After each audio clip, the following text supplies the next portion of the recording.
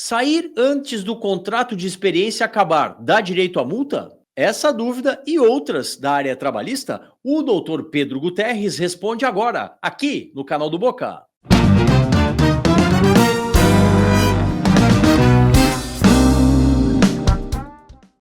Trabalho em madeireira como serrador, mas trocaram minha função para pregadeira. Pode isso ou é desvio de função, doutor Pedro? Paulo, veja só, a CLT adota o critério da contratação por tempo e não por tarefa ou por função. Então, se presume que todo o trabalho feito pelo empregado durante o horário de trabalho contratado e compatível com a condição pessoal dele está remunerado pelo salário que foi combinado na contratação, tá? Porém, isso pode mudar se a nova tarefa que foi outorgada para tu executar, ela for de maior responsabilidade ou maior complexidade para a tarefa, do que a tarefa para a qual tu foi contratado, ou se houver uma previsão de salário específico para ela. Por exemplo, às vezes na convenção coletiva tem uma previsão de salário específica para serrador, pregador, etc. Senão, não caracteriza o desvio de função. Acho que tu vai precisar conversar com o advogado para esclarecer esses pontinhos e ver se no teu caso é um caso de desvio de função ou se é só uma alteração de função que está dentro da discricionariedade do empregador. Fui mandado embora do trabalho antes do contrato acabar. Tenho direito a receber a multa? A dúvida do Gabriel. Viu só? Viu, Gabriel? Mais um perguntando sobre a rescisão do contrato de trabalho. Bom dia para ti. Olha só, trata-se de uma rescisão durante um contrato de experiência. Então, além de todas as verbas rescisórias de uma dispensa imotivada, como férias proporcionais, 13º salário proporcional, a multa de 40% do FGTS, o levantamento dos depósitos do FGTS, tu tem direito a uma outra multa, que é calculada com base na metade dos dias que faltam para terminar o teu contrato de experiência, porque ele é um contrato por prazo determinado. Então, nos casos de rescisão, tem que ser paga essa indenização pelo empregador. Só tem que olhar se no teu contrato não tinha uma cláusula de assecuratória de direito de rescisão recíproco, que é uma cláusula que autoriza que tanto o empregado quanto o empregador rescinda o contrato sem precisar pagar essa cláusula. Mas normalmente não tem. Dá uma conferida lá. Trabalhei metalúrgica e tive que me afastar por causa de um acidente em casa. E perdi quase todo o meu dedo mindinho. Puxa vida. Quando retornar ao trabalho, terei estabilidade? É a dúvida da Daniela, doutor. Bom dia, Daniela. Lamento pelo acidente que tu sofreu.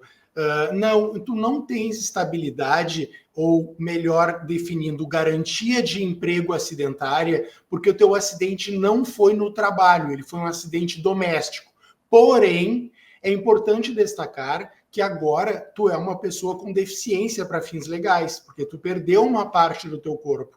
E talvez seja até necessário que tu passe por um processo de reabilitação quando tu voltar a trabalhar, para se adaptar a novas rotinas e novas atividades com eventual restrição ou diminuição de capacidade laborativa que tu herdou desse acidente doméstico, né? Então, se o empregador, por acaso, te demitir logo da tua volta ou obstruir a tua readaptação, isso pode caracterizar uma dispensa discriminatória, que também dá direito à reintegração e a uma respectiva indenização, tanto de salários quanto de dano moral. Então volta, tenta trabalhar, tomara que dê tudo certo. Se não der, procura um advogado trabalhista e procura teus direitos. Pedi demissão, mas cheguei a um acordo com meu chefe para sacar o FGTS. Porém, pagaram parte da minha demissão e disseram para adicionar o FGTS no pagamento. Está correto?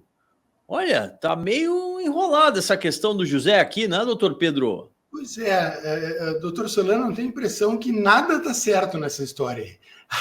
Acho que o José queria pedir demissão, mas aí o empregador, de repente, quis dar uma força para ele e concordou em demitir ele sem justa causa para ele sacar o fundo, mas aí não quis pagar a integralidade da rescisão, porque afinal era o José que queria sair, né? E aí o José estava com a expectativa de receber toda a rescisão e mais os 40%, e o empregador deve ter dito, não, os 40% eu não vou te pagar e vamos fazer de conta que está incluído nessa rescisão aí. Quando a gente faz as coisas dessa forma, tentando burlar os caminhos legais para tentar obter uma vantagem, é normal que as coisas não saiam exatamente como elas deveriam, né? Do que eu entendi foi isso, José. Então, se tu quiser cobrar o que está faltando no teu empregador, tu tem o direito de cobrar. Porque se ele te demitiu sem justa causa, formalizou dispensa sem justa causa, ele tem que te pagar tudo. Mas aí tu tem que ver a tua palavra, tem que ver o que tu combinou com ele e o que efetivamente está faltando aí para tu receber. Trabalhei 10 anos sem carteira assinada. Como consigo provar esse período? Pois a empresa fechou há muitos anos. Quais as provas necessárias para uma ação declaratória? E testemunhas são suficientes? Olha, tá cheio de argumento aqui o Marcelo, hein, doutor Pedro? Pois é, mas olha, doutor Solano e doutora Elza, quantas vezes já não se depararam com esse tipo de situação na hora de aposentar um trabalhador brasileiro, né? Chega lá na hora de se aposentar e todo mundo precisa achar tempo para conseguir alcançar melhor a aposentadoria e aí acaba se arrependendo daqueles períodos que trabalhou sem registro e que não fez nada antes para buscar o reconhecimento, né?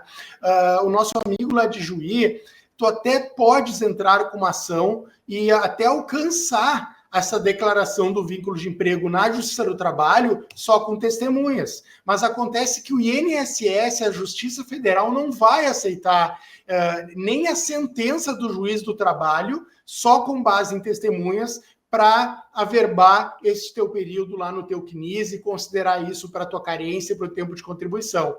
Eu te sugiro tu procurar colegas que trabalharam contigo na época para ver se alguém tem documentação daquele período, ainda que um início de prova, documentos que provem o teu deslocamento, aonde que tu ia, se tu prestava serviços dentro da sede de um tomador de serviços, alguma coisa assim. Tu vai precisar de papel, amigo. Só testemunhas não vai resolver. Ganhamos tickets Sodexo Alimentação e Refeição.